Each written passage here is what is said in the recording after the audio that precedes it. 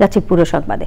রাজধানীর উত্তরার দিয়াবাড়িতে milestone school ক্যাম্পাসে বিমান বাহিনীর FT-7 BGI যুদ্ধ বিমান প্রশিক্ষণের সময় বিধ্বস্ত হয়ে পাইলট তৌকির ইসলাম সাগর সহ কমপক্ষে 19 জন নিহত এবং 164 জন আহত হয়েছে।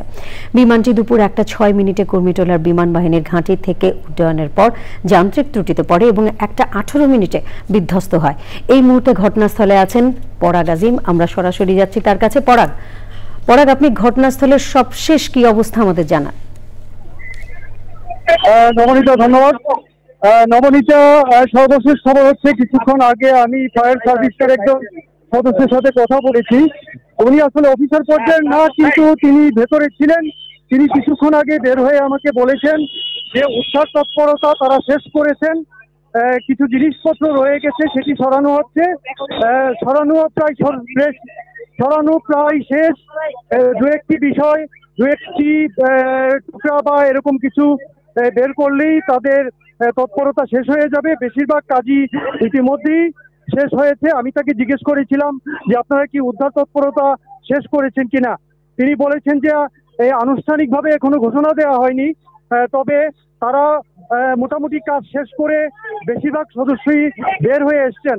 তবে কিছুক্ষণ আগে আমি দেখেছি 5 মিনিট আগে অ্যাম্বুলেন্স দিয়ে আহতদের বের করে নিতে, এবং কিছুক্ষণ আগে একজন ভেতরে থাকা একজন স্বেচ্ছাসেবী আমাকে এসে জানিয়ে গেছেন যে দু একটা মরদেহ এখনো আছে যাদেরকে শনাক্ত করা যাচ্ছে না। তাদেরকে শনাক্ত করার জন্য যাতে দাবিদাররা আসেন সেই অনুরোধ তিনি আমাকে করেছেন। একজন সেখানকার একজন স্বেচ্ছাসেবী, সে তার পরিচয় দেয়নি, ছাত্র শিক্ষার্থী মনে হয়েছে, তো সে চলে গিয়েছে, এই মুহূর্তে নেই। এই মুহূর্তে কিন্তু সেনাবাহিনী গাড়ি ভর্তি করে চলে যাচ্ছে, বেশিরভাগই বিজিবি যাচ্ছে। সেনাবাহিনী বিজিবির অনেকগুলো গাড়ি চলে যেতে দেখেছি। বেশ কিছু অ্যাম্বুলেন্স এর আগে বের হয়েছে।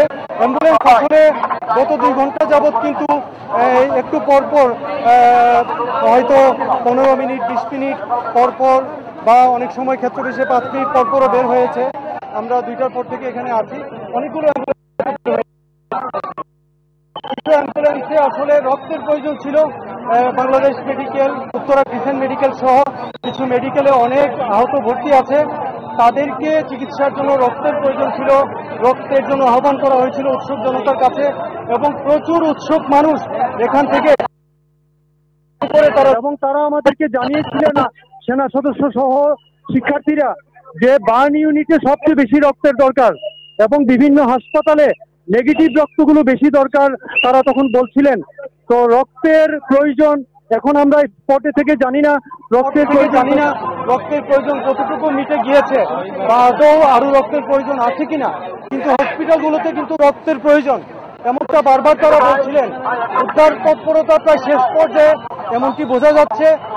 তবে মানুষ এখনো এই জায়গায় রয়েছেন, এবং আইন শৃঙ্খলা বাহিনীর সদস্যরা, সেনা সদস্যরা, বিমান বাহিনীর সদস্যরা, বিজিবির সদস্যরা কিন্তু এখনো আছেন।